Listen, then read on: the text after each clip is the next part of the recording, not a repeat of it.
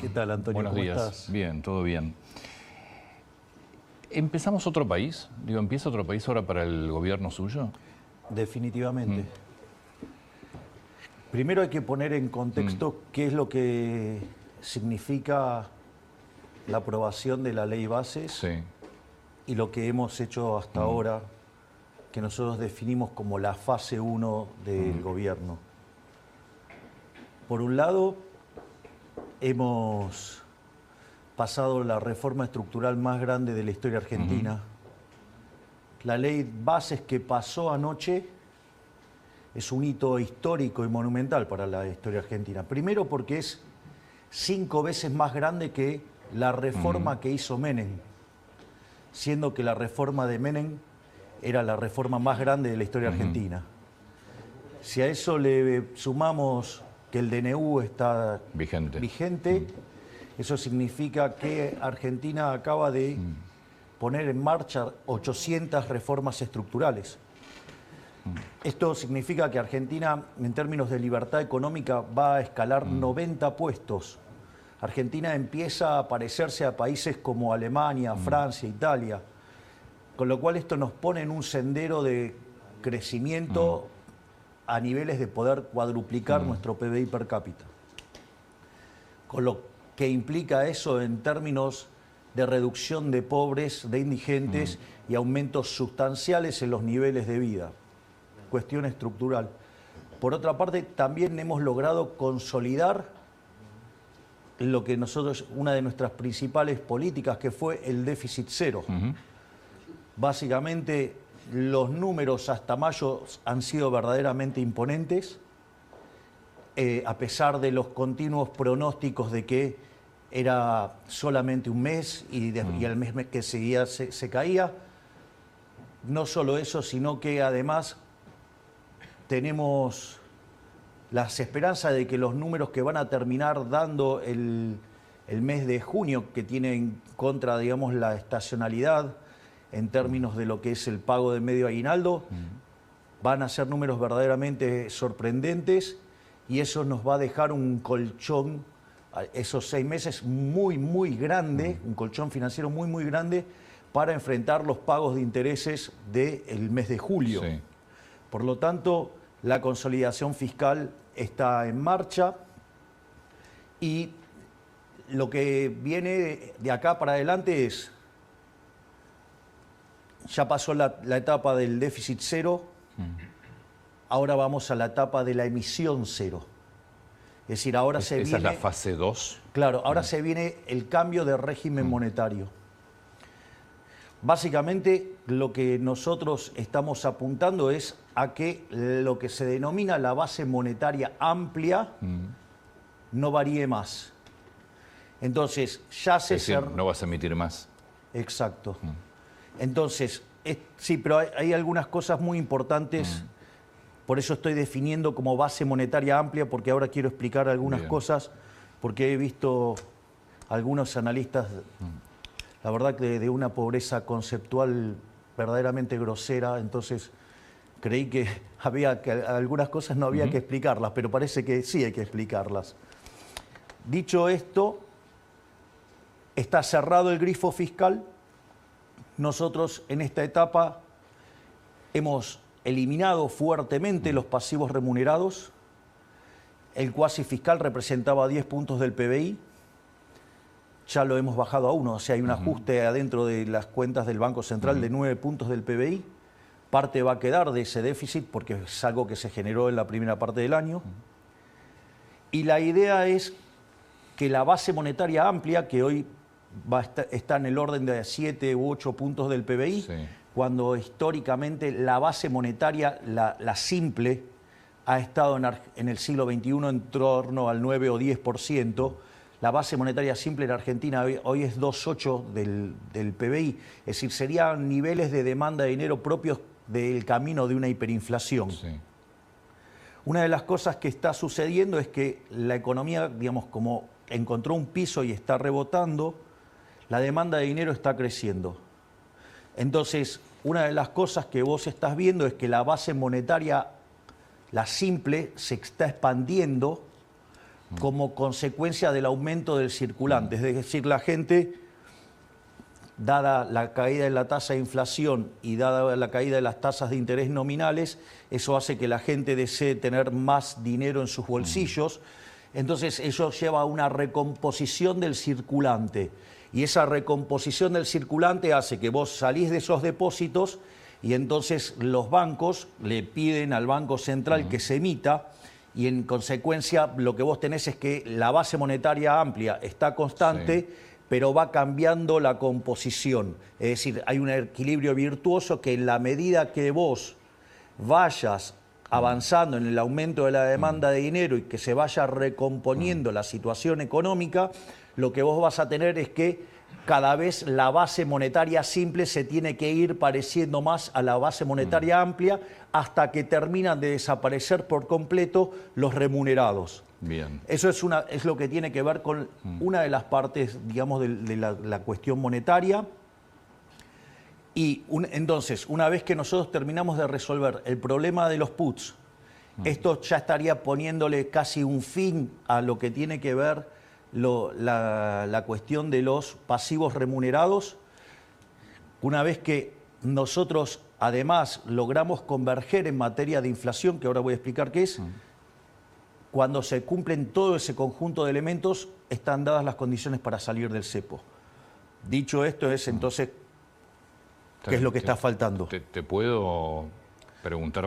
Sí, falta solamente una cosa. Dale. Y básicamente, si yo miro la inflación núcleo o miro la mayorista, ponele, lo voy a redondear, en 3,5.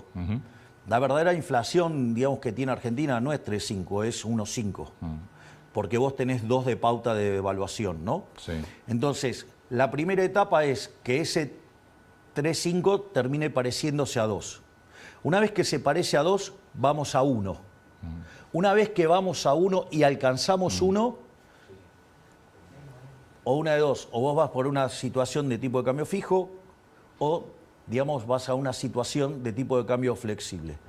Si consideramos que la economía está muy desmonetizada, podemos utilizar tipo de cambio fijo para que de esa manera poder monetizar lo que sucede, y entonces, digamos, solamente estás emitiendo contra demanda de dinero, o alternativamente ya directamente dejar libre el tipo de cambio. Eso hay que ver en qué condiciones monetarias llegamos, porque también hay que tener en cuenta que ahora viene lo que es el tercer trimestre del año. El tercer trimestre del año, Argentina tiene en términos de dólares una situación negativa. Vendés dólares. Vendés dólares. Sí, es más, y una de las cosas que te pasó es que como se te adelantó el frío, porque tiene que ver con las importaciones de energía. Entonces, cuando vos, digamos, pase eso, nosotros tenemos, como estamos sobrecumplidos en las metas de reservas, podríamos hasta perder 4.000 millones de dólares de reservas. O sea, como propio de la... O sea, va a depender de lo duro y largo que sea el invierno, pero nosotros estamos muy holgados en materia de reservas. Entonces, y eso lo que va a implicar también es una contracción de la base. Entonces, tenemos que ver, digamos, cuando converjan las tasas de inflación, qué niveles de agregados monetarios tenemos, porque no sea cosa que le estemos poniendo un freno a la economía porque la estamos ahogando monetariamente. Y eso es la segunda fase. No solo eso, además vienen más reformas estructurales. Concretamente, digamos, ahora, en la semana que viene, ya hacemos el nombramiento del doctor Sturzenegger. Lo primero que sacamos es, vamos a sacar lo que él llama la ley de hojarascas, que son un conjunto de regulaciones que entorpecen el funcionamiento del sistema económico. Son 100 leyes que se eliminan, pero que implican más reformas estructurales que 100 leyes. Y por otra parte, en la medida que los números fiscales empiecen a mejorar como consecuencia del rebote, digamos, Argentina encontró un piso aproximadamente entre el mes de marzo y el mes de abril, cuando vos empezás a mirar los indicadores mes sobre mes desestacionalizado, empiezan a dar muestra de una recuperación. Los indicadores líderes están mostrando tasas positivas, y cuando tomás los índices de difusión están arriba del 50%, que son la cantidad de series que empujan para arriba. Por lo tanto, digo, la economía está saliendo y en ese sentido, en la medida que los ingresos fiscales mejoren, nuestro programa implica bajar impuestos y eso ya nos permitiría enlazar con la etapa 3 del programa, que es directamente empezar a crecer fuertemente. ¿Puedo...? Sí, claro, digo, para eso vine. Lo que pasa es que necesitaba completar esta parte. Yo necesito que bajes a tierra para todos nosotros gran parte de lo que planteaste. Por ejemplo, bueno, la pregunta básica es, ¿qué tiempo estimás esta fase 2? Es decir, ¿cuándo la Argentina va a poder abrir el cepo, que es el final de la fase 2? A ver, el problema es, si yo fuera un dirigista te podría dar una fecha. Bien. Pero yo no soy un dirigista, yo soy liberal. Y si vos te fijás, cada uno de estos procesos tiene implícita la toma de decisiones de los individuos. Entonces, cuanto más rápido, por ejemplo, la gente quiera convertirse a circulante, digo, el proceso es más rápido, pero eso depende de la gente. Hay algunas cosas muy interesantes de la forma en la cual nosotros hemos construido el proceso de desinflación. Para mí siempre es relevante tomarlo en la inflación mayorista, que es la que adelanta, ¿no? Entonces, si vos te fijas, nosotros en diciembre tuvimos una inflación mayorista del 54%. Eso anualizado te da una inflación del 17.000%. Si vos tomás la inflación del último mes, que fue 3,5%, eso anualizado te da 50%. En rigor te da 51, pero digo, estoy redondeando. Sí. La verdad que el logro de bajar la inflación de 17.000 a 50 es enorme. Y eso le tenés que sumar algunas cosas interesantes frente a otros casos exitosos de estabilización. Porque en principio, digo, nosotros al final no tuvimos esa hiper que termina licuando todos los saldos reales de la economía, destruyendo todos los activos en términos reales, lo cual hace que sea mucho más fácil la estabilización ahí, porque digo, agarrás todo en el quinto subsuelo, pero digamos eso hubiera implicado 95% de pobres, ¿no? Y 50-60% de indigentes. Eso por un lado. Por otro lado, tampoco hubo expropiaciones. Sí, no hubo un Bonex 89. Nosotros no hicimos un plan Bonex, pero vos sabés muy bien que muchísimos analistas, todos decían que esto se resolvía con un plan Bonex. Sin embargo, nosotros hemos eliminado el cuasi fiscal de manera respetando los derechos de propiedad. No hemos hecho controles de precios y hemos fijado el tipo de cambio, que es una forma más rápida de bajar la inflación. ¿Sabe el gobierno, sabés vos como presidente, que lo que se percibe en la calle es una caída muy fuerte de los ingresos, del consumo y que la economía todavía no termina de arrancar? Bueno, ahí vamos a poner las cosas en relativo. Cuando vos tuviste la caída del 2002, en el año el PBI cayó 10,9%, ponele 11%. Y en el segundo trimestre, que es cuando toman lugar todos los ajustes, esa caída fue del 16%. Pero esa es un tercio del tipo de crisis que nosotros enfrentamos, porque además nosotros teníamos un problema similar al que teníamos en la previa al Rodrigazo y teníamos un problema en el Banco Central que era peor que el que hubo en la previa de la hiperinflación de Alfonsín. Si vos mirás la caída en el primer trimestre fue de 5,1%, es decir, con lo cual la caída de una crisis 3 veces peor es de un tercio. Es decir, eso es un logro enorme. Cuando vos tomás, es más, el desestacionalizado cayó 2,6% la actividad en el primer trimestre respecto al cuarto trimestre, pero es más, el cuarto trimestre ya, digamos, con plan platita y con toda la inyección del gobierno anterior había caído 2,5%, es decir, que ya venía cayendo. Entonces, digo, no, sí, porque esto es importante. Y que, entonces, por lo menos, y además, desde el año 2009 hasta ahora, hubo 7 veces que el PBI cayó más que esto. Es decir, y vos no arreglaste ningún problema. Y nosotros, en 6 meses, evitamos una hiperinflación e hicimos el ajuste más grande de la historia de la humanidad. Por lo tanto, digamos, te diría que el logro es enorme, que hay mucho para hacer, no tengo dudas. Pero si yo miro el salario real está arriba que noviembre. Los últimos 2 meses el salario real está creciendo. Sí, lo que pasa es que también crecieron los precios y en dólares muchísimo. Pero yo estoy hablando del salario real. Sí. Y el salario real, digamos, estás mejor que, digamos, que cuando asumimos y los últimos 2 meses crecieron. Y si tomás las jubilaciones están arriba también. Y no solo eso, sino que además en dólares se duplicaron. Sí. Tengo una pregunta sobre jubilaciones. Sí. ¿Va a haber bono o no va a haber bono? Mira, el bono tiene una característica que es discrecional. Sí, completa. Sí. Y nosotros tenemos que ser serios y solamente va a haber bonos en función de cómo viene la situación y cómo vienen los números fiscales. O sea, porque hasta ahora está terminando junio y no se anunció todavía el bono. Porque depende de los números fiscales.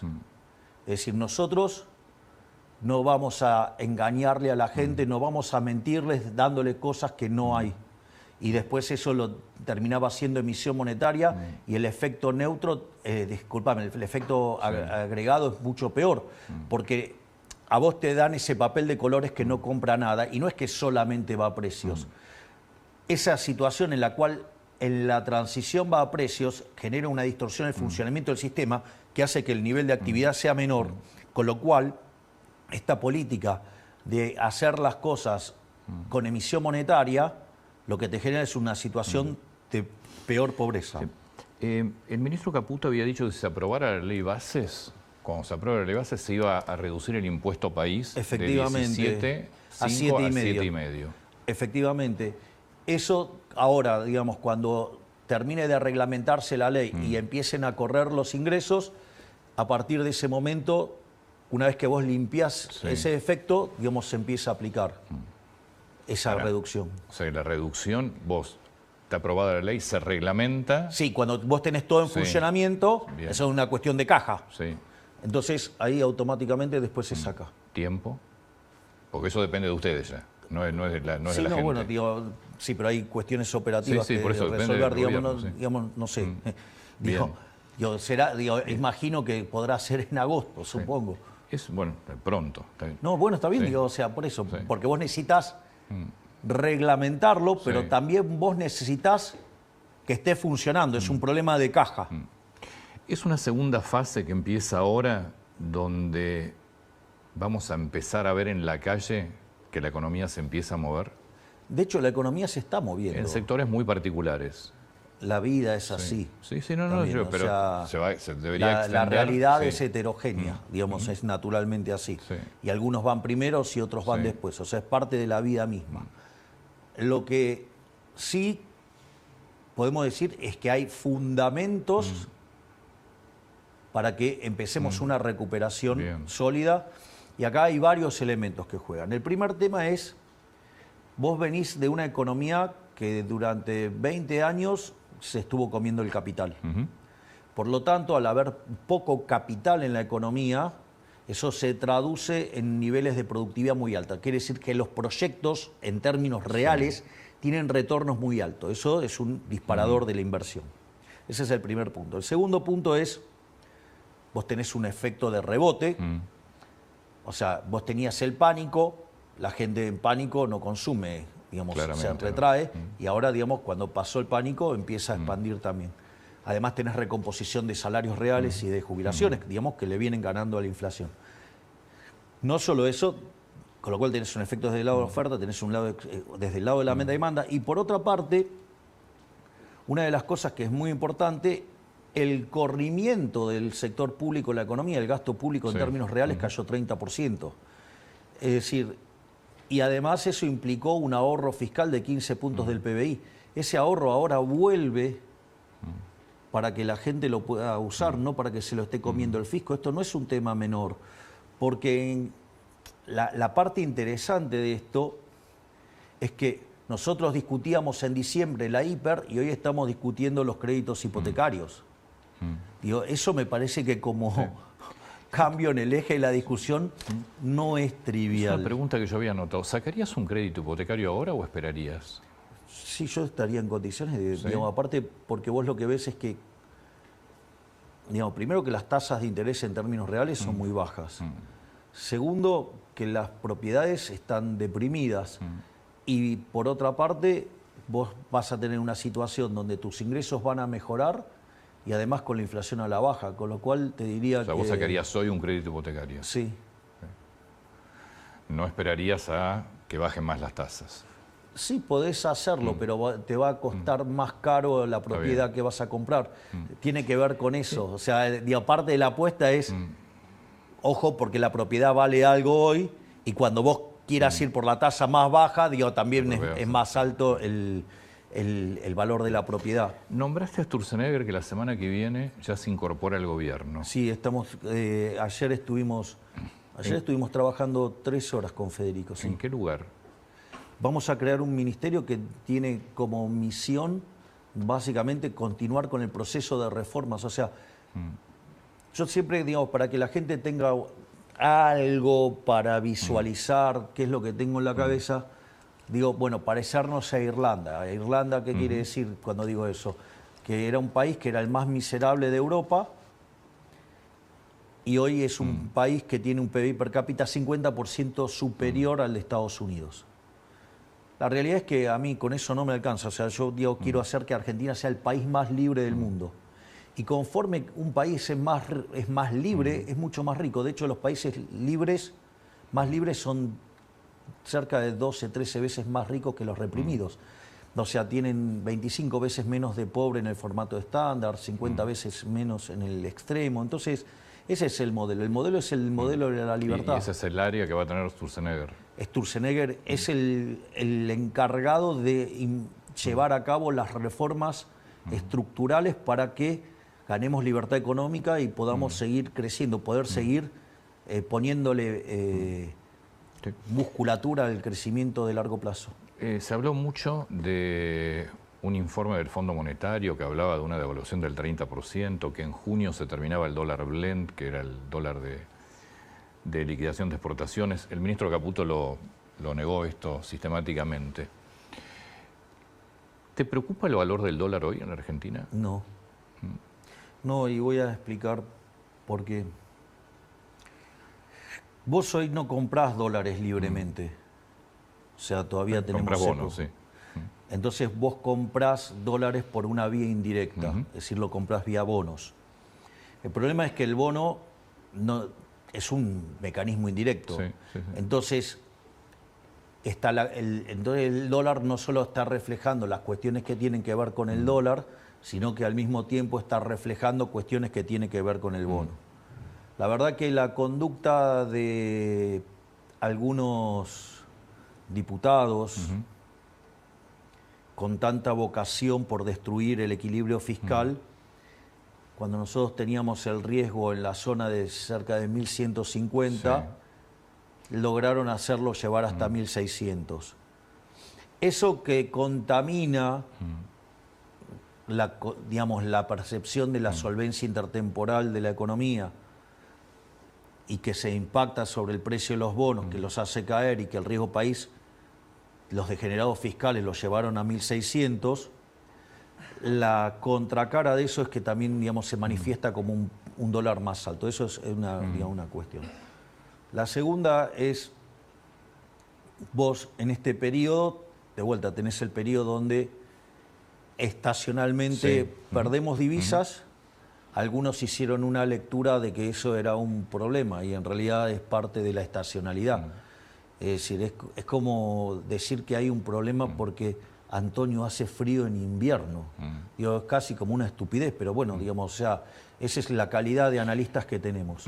Y lo otro, digamos, que a mí también me parece interesante para tener en cuenta, digo, que es lo que está explicando este movimiento, es que pagaste el medio aguinaldo. Y, digamos, y la gente, digamos, tiende a... Por lo tanto, no me preocupa. Y en términos de comercio exterior, ¿es un dólar competitivo el actual o vos crees que va a haber modificaciones? Y supongamos, digo, te hago la cuenta al revés, supongamos que no fuera competitivo, ¿cómo se arregla? devaluando. Bueno, esta es la clásica solución que todos proponen siempre. Bueno, esa era mi otra pregunta. Sería un disparate.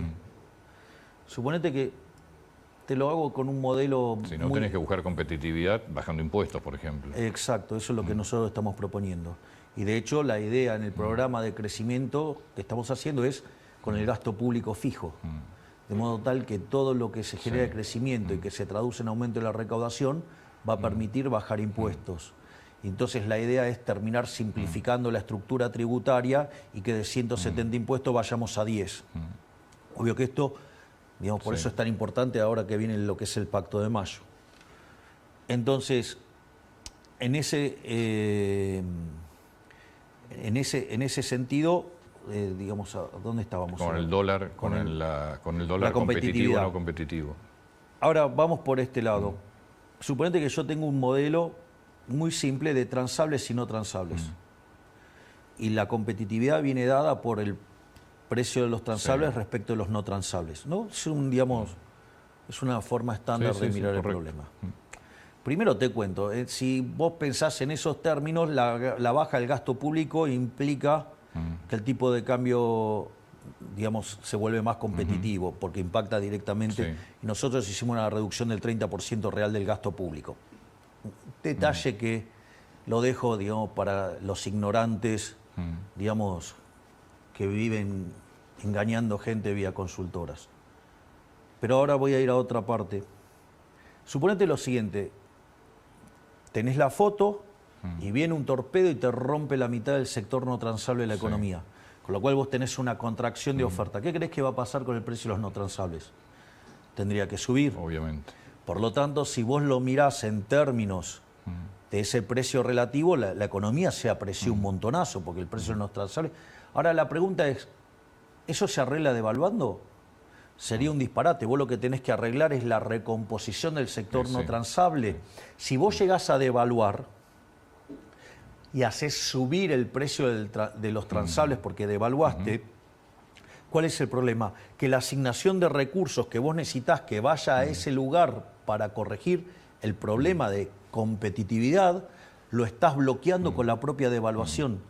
Es decir, yo no tengo la culpa que, digamos, nuestros analistas tengan tan mala formación en economía que no entiendan ni siquiera modelos de equilibrio general de 2x2x2. O sea, sinceramente, digo, la verdad es que lo que muestran a cada instante es que les falta mucha lectura. Bueno, ya hablamos del tema cepo, hablamos de Sturzenegger. Tema prepagas. Por el DNU quedaron liberados todos los precios. Las prepagas hicieron un aumento disparatado, interviene el Ministerio de Economía diciendo, señores... Defensa de la competencia. Defensa de la competencia, denuncia por cartelización, retrotraen precios. Lo que plantea el Ministro de Economía me parece justo criterio, es nosotros vamos a regular actitudes. Ahora, en este momento vuelven a liberar. ¿Qué creen que van a hacer las prepagas? Van a volver a hacer lo de antes. Bueno, entonces volveremos a...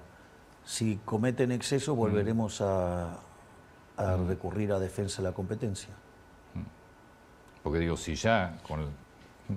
Lo hicieron una vez y recurrimos a defensa de la competencia. Si hacen cosas que... Digo, esa maniobra tuvo también una intencionalidad política. Claramente. No fue una... Porque cuando vos mirabas la evolución de los precios, te dabas cuenta que no tenía que ver con las correcciones, digamos, que uno ex ante hubiera esperado a la luz del desfasaje que tenía, que era un desfasaje, si no me recuerdo mal, digamos, de 17 puntos porcentuales. Dicho esto, como eso tuvo una intencionalidad política, digo, quien estaba en ese momento al frente de esas instituciones tiene profundos vínculos con quien perdió las elecciones, y eso fue un torpedo a un grupo etario, digamos, que tiene fuerte peso electoral en nuestra composición de votantes. O sea, no es que fue algo inocente, si no fue inocente, fue algo hecho con mala intención política. Es decir, entonces, a la luz de todos los desequilibrios que se habían generado de la previa, porque esto también es importante, porque hay algunos que confunden ser libertario con ser un libertarado. Y yo también descubrí que hay mucho más libertarados que libertarios, porque, digamos, vos tenés una situación que está viciada de origen. Es decir, la pandemia fue un mecanismo por el cual se inyectaba dinero y algunos sacaban ventajas y cambiaron la composición del sector, y vos estás haciendo un programa de estabilización con corrección de precios relativos, y además la política juega. Entonces, vos no podés analizar, digamos, como si estuvieras en condiciones normales de presión y temperatura, cuando en realidad hay tipos tirando torpedos por todos lados. Entonces, uno tiene que internalizar algunas restricciones, y que no todas son además económicas, que son, te diría, las más fáciles de ver. Hay otras que son de índole política y que vos jamás te imaginaría que estarían dispuestos a causarle daño a la población por hacer un daño político, y lo que hemos descubierto es que de enfrente tenemos un conjunto de degenerados que no tienen ningún tipo de problema de destruir la población con tal de tener el poder. Y eso, ¿sabes dónde se ve más claramente? Por ejemplo, en lo que fue lo que nos dejaron de herencia. Si nosotros hubiéramos abierto el cepo el primer día, nos habían pasado todas las colocaciones a un día, claro, con lo cual hubiéramos cuadruplicado o quintuplicado la oferta de dinero, la base monetaria en rigor, en un día, en una situación donde teníamos deuda con importadores por 50.000 millones de dólares, la CIRA, 15.000 millones de dólares pisados de dividendos, 90.000 millones de dólares en vencimiento en pesos. ¿Vos te encontraste con un país mucho peor de lo que pensabas? Sí, era mucho peor que lo que creíamos, porque había partidas ocultas. Nosotros, por ejemplo, creíamos que el problema del Banco Central eran solamente los pasivos remunerados. Y lo que descubrimos es que no solo estaba el problema de los pasivos remunerados, había una cosa que es muy perversa, que es el tema de los puts. Sí. Cuando el gobierno anterior desea financiar el déficit fiscal, no consigue que los bancos le financien, entonces prefieren hacerlo vía el Banco Central. En esa operatoria que prefieren hacerlo vía el Banco Central, cuando vos tenés una opción, ya sea un put o un call, que está en condiciones de ser ejercido, en realidad, digamos, o sea, tu verdadero problema es la supuesta contingencia, que en este caso ya es una certeza, porque estaba en zona de ejercicio. Que te lo van a ejercer. Claro, además no tenés fecha, te lo pueden ejercer cuando porque quieran. Es americano, exacto. O sea, porque si fuera europeo, sabes cuándo vence. Acá, digamos, te lo ejecutan el día que se les da la gana. Dicho esto, ¿qué es lo que ocurre? En este contexto, a vos te podían meter 2 bases monetarias más de un día para el otro con eso, y en el balance del Banco Central, por una cuestión de contabilidad, se registra solamente el put. La opción. Claro, exactamente. No se registra lo que te pueden ejecutar. Exacto, se registra la opción, no la contingencia. O sea, como cualquier opción. Claro, entonces, tío, cuando entramos ahí nos encontramos con ese... Que la contingencia en este caso además era recontra ejecutable. Estaba in demand y estaba tirado para ejecutarse, en cualquier claramente. momento, claro. Entonces, y eso es lo que hace que todavía no podamos salir del cepo. ¿Y eso cómo lo van a resolver? Porque todavía está la opción, es decir, todavía está... Estamos trabajando en darle una solución. Por eso es tan importante, yo te diría, la verdad que la tarea de Bausili y Pablo Quirno es monumental, porque están recreando toda una curva de pesos.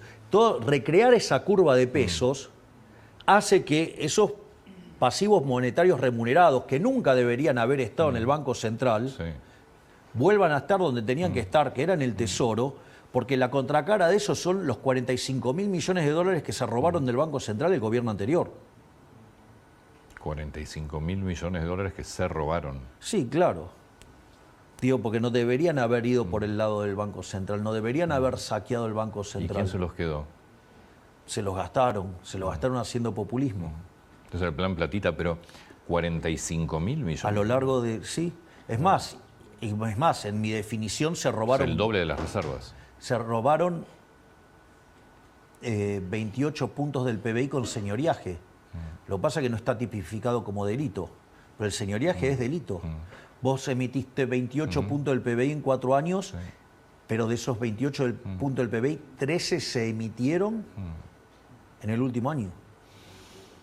O sea, te das cuenta que estamos hablando se patinaron cerca de 90.000 millones de dólares el último año nada más. Yo no puedo creer las cifras. Bueno, se vio todo lo que pusieron en la calle, pero vos me estás hablando de 90.000 millones de dólares. Es una fortuna. obvio. Digamos, eso es el populismo. Eso es lo que nos dejaron plantado. Ahora, digo, yo no voy a estar llorando por la herencia, porque en condiciones de presiones normales, en condiciones normales de presión y temperatura, vos no tenés un presidente liberal libertario. Digo, por algo soy el primer presidente liberal libertario de la historia de la humanidad, porque digo, o sea, no es el estándar. Digo, tiene que estar todo muy roto. La diferencia era si estallaba, y creo que nosotros esto lo hemos hablado en alguna entrevista. Te dije que era mucho más fácil arreglarlo si estallaba. Lo que pasa es que el daño que tenías es gigantesco. Obvio, pero ellos, ¿qué era lo que esperaban?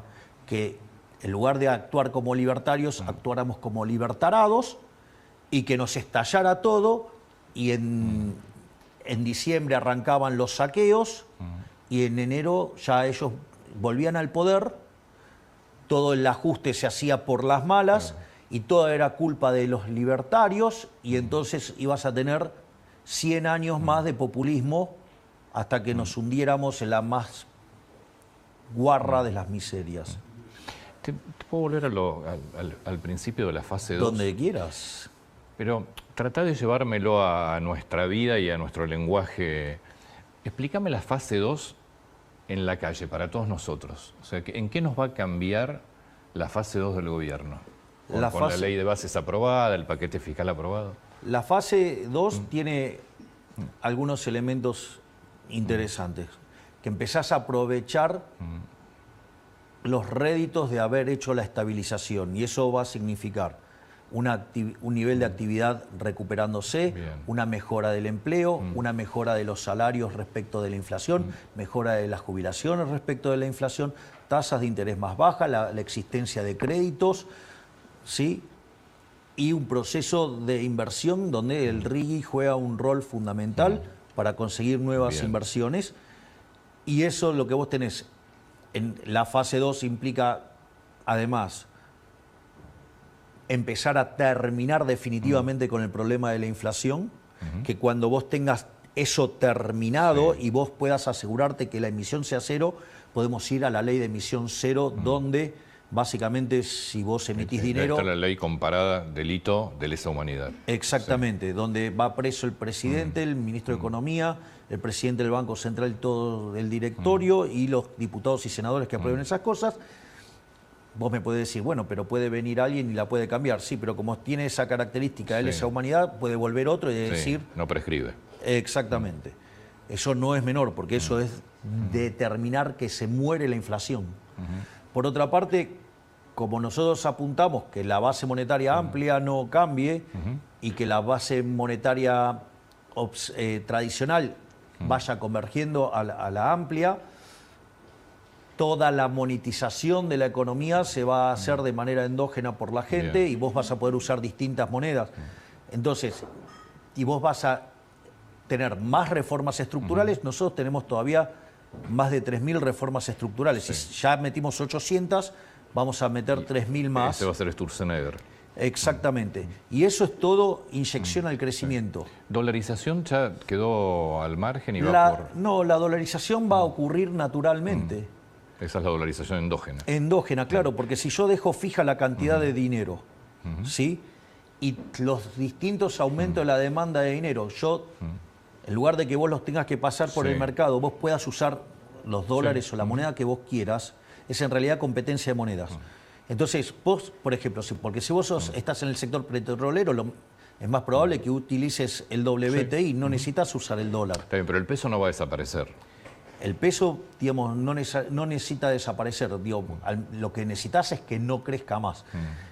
Y Y para que vos no tengas un problema con los precios en pesos y forzar la deflación, lo que dejás es que ingresen las otras monedas. Sí, correcto. Entonces, de esa manera vos mantenés los precios alineados sin que tengan tantas fluctuaciones, porque si vos obligaras a que pasen por los pesos, lo que estás haciendo es obligar a que vendan esas monedas extranjeras.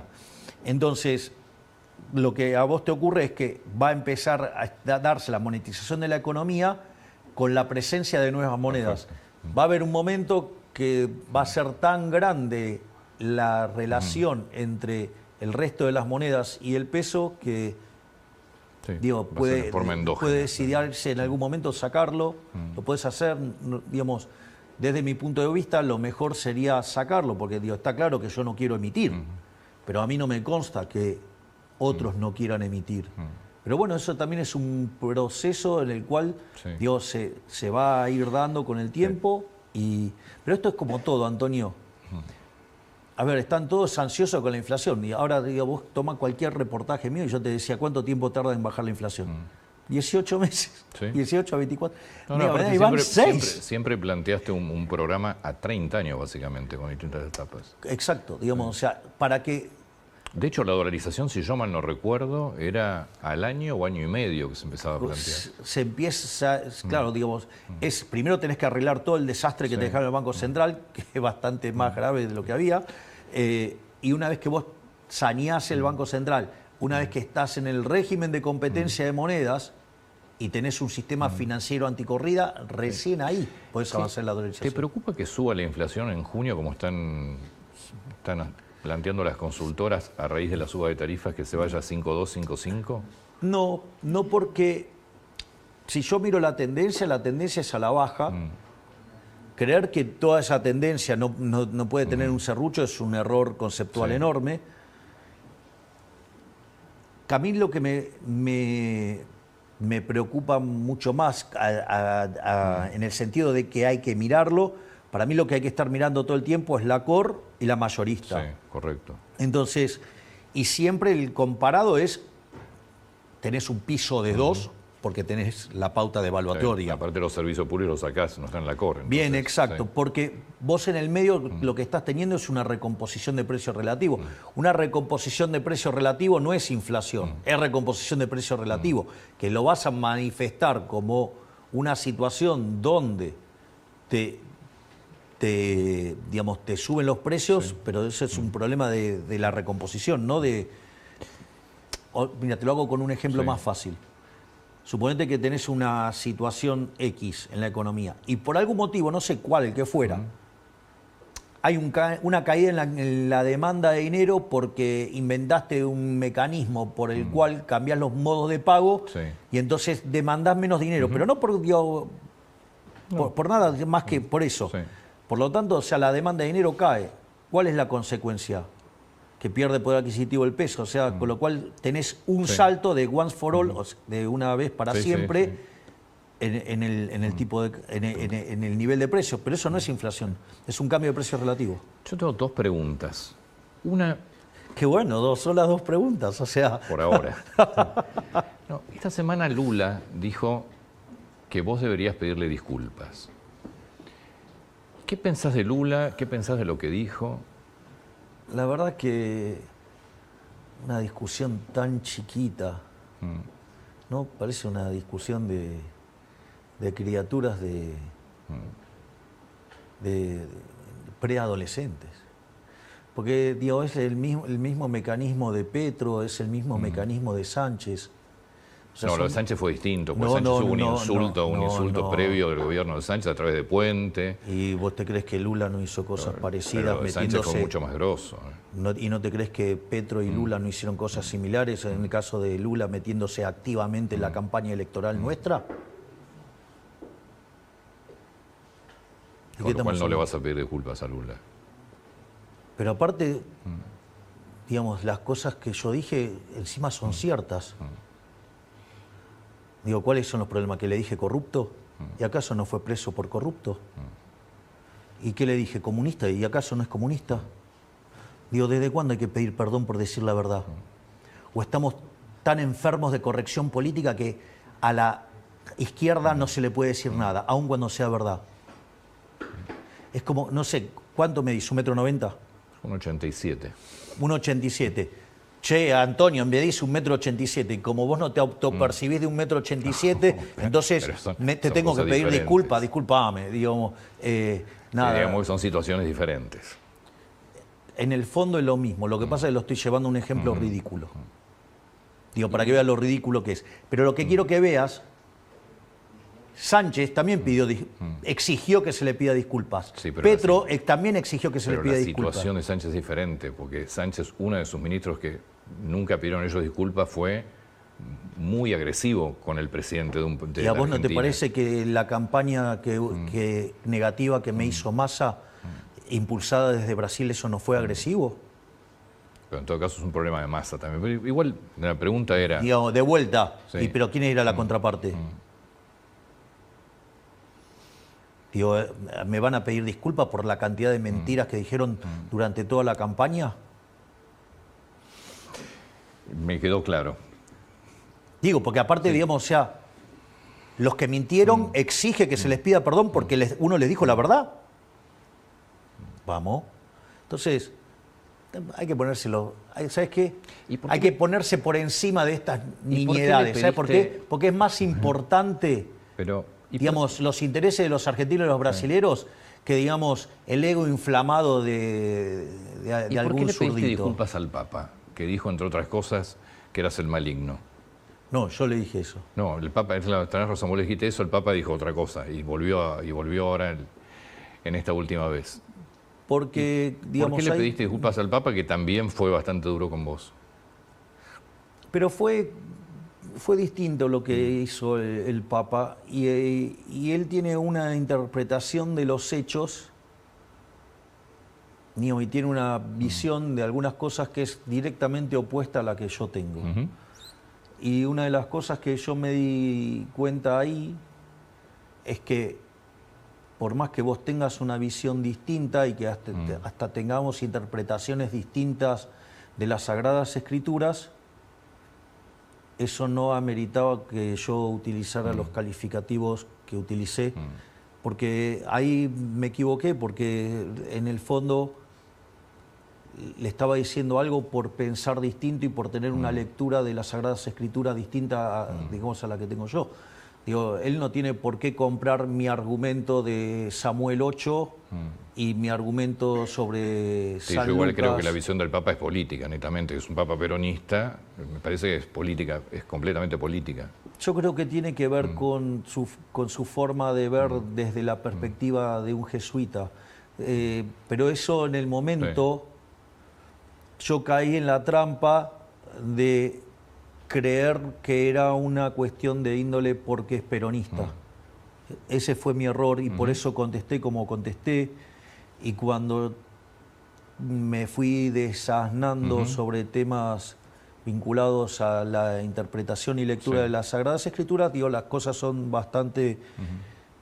O sea que no lo pones dentro de lo político, para nada. No, mucho más a lo religioso. No, porque creo que tiene que ver con su lectura, digamos, de cómo se interpreta. O sea, después yo puedo compartir o no, hay cosas que comparto, hay cosas que no, digamos, o sea, pero... Digo, esa es la interpretación de él, digo, y ¿quién dijo que la mía es la correcta? ¿Te interesa mucho lo que piensen de vos? Digo, ¿te preocupa? Digo, fundamentalmente por lo... ¿En serio me lo preguntás? Lo del premio Nobel, sí. Hay una cuestión. En primer lugar, en términos generales, me importa un rábano. Bien. Porque tu opinión... A ver, yo soy liberal libertario, entonces yo, digamos, bajo la regla del principio de no agresión, bajo la regla de libre comercialización, con respeto al derecho a la vida, a la libertad y a la propiedad, tu opinión es tu propiedad. Sí, que vos podés decir lo que se te cante, o sea, vos podés decir todo lo que se te ocurra. Sí, con respeto. La definición de respeto también es respeto. relativa. Sí. Es relativa, digo, tampoco es tan grave. Porque tiene que ver con contextos, o sea, no es tan complicado. Es decir, a veces algo dicho con un insulto es mucho más suave que algo dicho con lindas formas. O sea, digo, la estupidez de las formas es para gente muy limitada intelectualmente. Digo, de hecho, digamos, uno de los grandes pensadores y grandes arquitectos de la mejor Argentina era un puteador serial, digamos, que era el caso de Sarmiento. Así que digamos, y sin embargo desasnó a este país. Entonces, con lo cual eso te diría que lo que a mí me parece es que hacen una interpretación de lo que yo dije que es falso. O sea, se toma un segmento de una conferencia y se lo aísla y dice una determinada cosa. En ese sentido, lo que yo dije es que lo que estamos escribiendo con Demian, nosotros, en economía, vos tenés una inconsistencia entre, lo voy a poner en términos de metáforas, entre la idea de la fábrica de alfileres, técnicamente se llama rendimientos crecientes. De hecho, de las 3 horas que estuvimos con Sturzenegger, 1 hora estuvimos discutiendo esto. Y la idea de la mano invisible, digamos, acorde a la interpretación de Pareto. Eso genera una inconsistencia que vos o elegís una o elegís la otra. Si elegís la fábrica de alfileres, vos te quedás con la explicación del crecimiento económico, algo muy importante en los últimos 250 años de la humanidad, pero tenés una inconsistencia en términos de eficiencia que la teoría económica hoy la resuelve con el accionar del gobierno, lo cual es una contradicción en sus términos. O sea, porque la presencia del gobierno destruye crecimiento, no crea. Entonces, ahí tenés una inconsistencia. La otra es tomar una posición, como toma la academia, se queda con el óptimo de Pareto, con la mano invisible, y deja de lado los rendimientos crecientes, es decir, la fábrica de alfileres, y le pone un parche al modelo para que genere crecimiento a dedo, lo cual es un espanto. Entonces, nosotros con Demian lo que estamos haciendo es corregir esa inconsistencia para poder explicar el crecimiento económico en un sendero de optimalidad de Pareto, no solo presente, sino futuro, o sea, una optimalidad intertemporal. Ahora, ¿qué pasa? Cuando vos haces eso implica que tenés que redefinir cómo funcionan las empresas, que tenés que redefinir cómo funcionan los mercados. Digo, que tenés que redefinir... O sea, tenés que redefinir la economía. Bueno, implica, el día que vos lográs cambiar eso implica un torpedo sobre la teoría económica neoclásica que tiene que cambiar el 80% de la teoría económica neoclásica. Y cuando vos haces ese cambio, todo lo que estuviste discutiendo en los últimos 50 años en materia de política económica está todo mal. ¿Comprendés? Sí. Entonces, si vos llegás a lograr eso, y eso es una contribución digna del premio Nobel. Eso no quiere decir que yo me postulé. Claro. Lo que dije es, nosotros estamos trabajando en algo que es un torpedo a la línea de flotación a la teoría económica neoclásica. De ahí a decir que me autopostulé para el Nobel es una estupidez del tamaño de una casa. Mil gracias por el tiempo. No, por favor, espero haber sumado algo para... Desde ya que sí. Que poder, digamos, que los argentinos tengan la tranquilidad que estamos yendo por el buen camino y que estamos haciendo algo que... Hay algo que es muy importante que hay que entender. Nosotros estamos revirtiendo más de 100 años de decadencia. Y ayer hemos dado el primer paso. Ayer hemos dado el primer paso para salir de la decadencia de los últimos 100. Y estamos gestando las condiciones para que Argentina vuelva a ser el país más próspero del mundo. Porque vamos a hacer que Argentina sea el país más libre del mundo. Y si Argentina es el país más libre del mundo, va a ser el más próspero del mundo. Y en eso nos va la vida a nosotros. Presidente, gracias. Gracias, Antonio. Por favor.